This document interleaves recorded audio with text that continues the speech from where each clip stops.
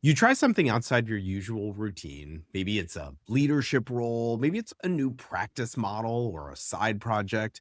Maybe it's finally starting the thing you've been talking about for the last 2 years. At first, there's a ton of energy.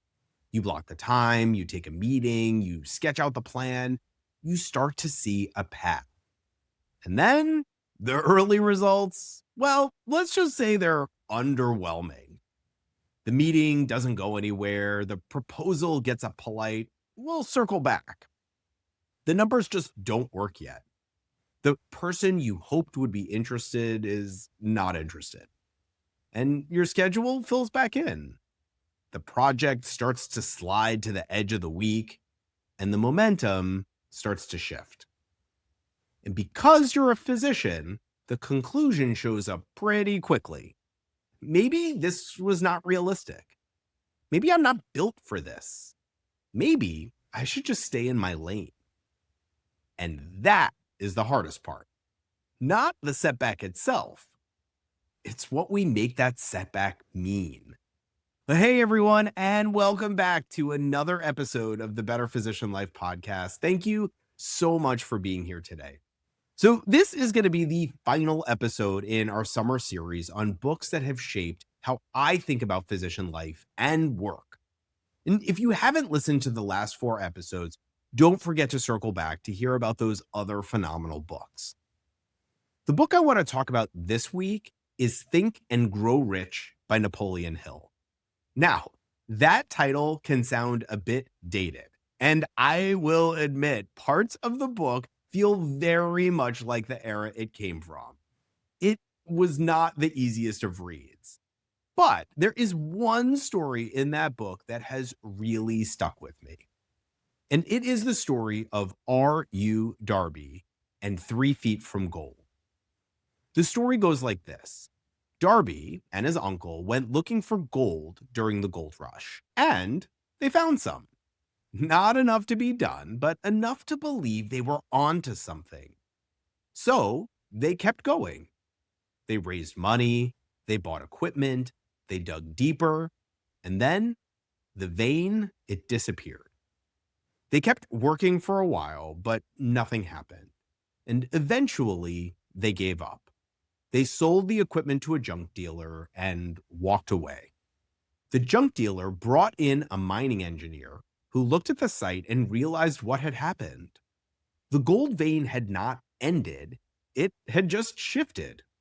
He dug a few feet in a different direction and found gold. A lot of it. Darby had stopped 3 feet from it. Now, the usual point of the story is simple. Don't quit too soon. And there is some truth in that. But I want to be really careful with that because most physicians do not need a speech about persistence. We are experts at it. We persisted through college, medical school, residency, boards, call, and years of delayed gratification. We know how to keep going. That is not usually the problem. The more interesting question is what happens when we are trying to build something where the path is not clearly marked. Medicine gives us a fairly structured track early on. Study, take the test, apply, match, train, pass boards, get the attending job.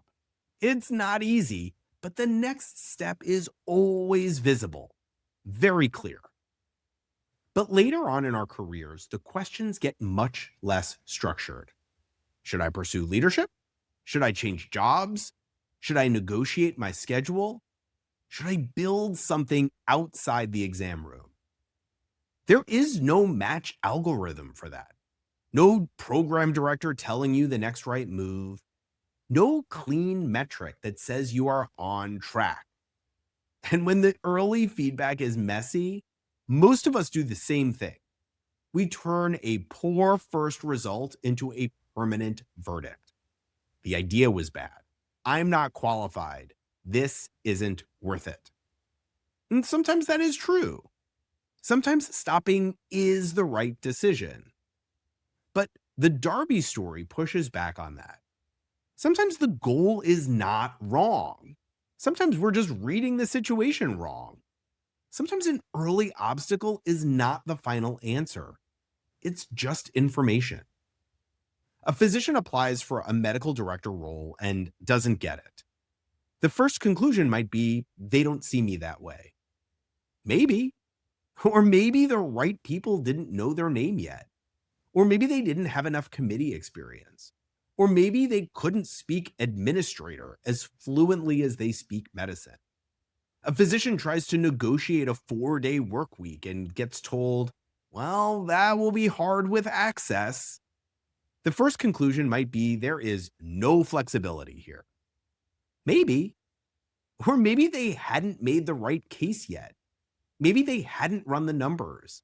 Maybe they hadn't figured out how to structure 4 days in a way that actually protects access and their time. A physician starts a consulting project, and the first conversation goes nowhere. The first conclusion might be nobody wants this. Maybe. Or maybe the offer was too vague. Maybe the audience was wrong. Maybe they were talking about the clinical problem when the person across the table only cared about the business problem. That is not motivational. That's practical. Darby did not fail because he lacked a work ethic. He failed because he did not understand the terrain. He needed someone who could read the fault line. In clinical medicine, we accept this without thinking twice. If a patient is not improving, we do not conclude the entire plan is wrong. We reassess. Is it the wrong dose? The wrong diagnosis? Do I need to consult with a specialist? Do I just need to give this more time? We are comfortable with that process in the exam room. But in our own careers, we tend to jump from a poor early result to a personal verdict. That did not work, so maybe I should just stop. Sometimes, yes, but not always. Sometimes the better question is, what exactly didn't work? Was the plan incomplete? Was I talking to the wrong person? Was I expecting attending level competence in something I've only been doing for 6 months? That last one is so common. Physicians are used to being good at things. Then we step into a new arena and forget what it feels like to be a beginner. Leadership, business, negotiation, consulting, practice ownership. These are skill sets. And skill sets feel clumsy before they feel natural. You feel it when you finally get home after clinic, get through dinner, get the kids to bed, and sit down to work on the thing you've been trying to build. It's 8:30, maybe 9. You're already tired. You open the laptop and stare at a document that doesn't look much different than it did 3 weeks ago. The idea that felt so clear on a Saturday morning feels a lot fuzzier on a Tuesday night after a full day of work.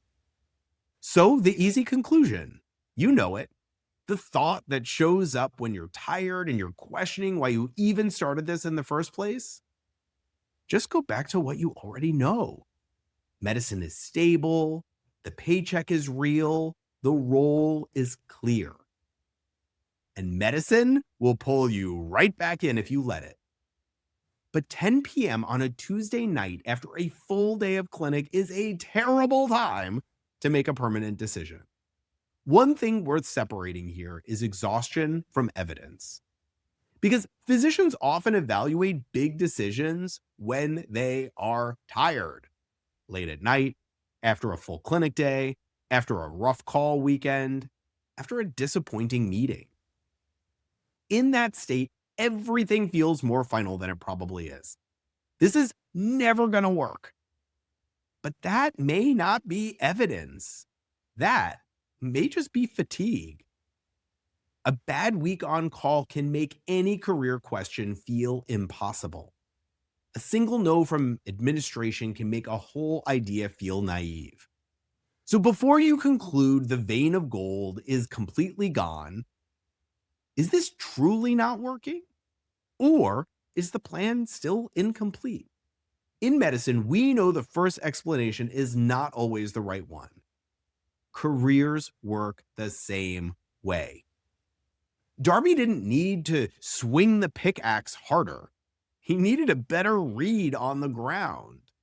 Physicians often respond to stalled progress by working harder, staying later, trying to force the result. And sometimes that actually works.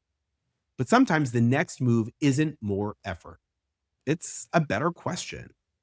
Who has already done this? What did I miss? What does the next attempt look like if I actually know what I'm doing? Because most physicians don't stop exploring new directions because they lack ability.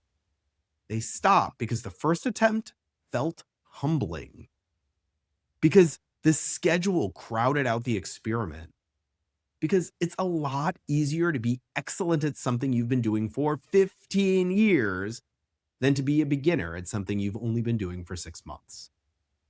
And there's nothing in medical training that prepares you for being bad at something that's important to you. But there is a cost to letting every early attempt die quickly. Not just a lost opportunity, another year in the same structure, the same inbox, the same compensation model, the same call schedule, the same quiet thought that maybe there's a different way to practice, but no clear space to test it. That is how a career gets narrower without anyone meaning for it to happen. Not from one big decision, but from 100 small decisions that each felt completely reasonable at the time. You stop asking, you stop exploring, you let the clinical schedule reclaim the time. You tell yourself it probably wasn't realistic anyway. And sometimes that conclusion is right. But sometimes the idea didn't need to be abandoned. It just needed a cleaner experiment, better information, a more honest look at what actually went wrong. And that's hard to do alone. It's hard to do in the 5 minutes between patients. It's hard to do at night when you're already exhausted. It's hard to do when every option feels like it creates another problem somewhere else, which is exactly why most physicians never really do it.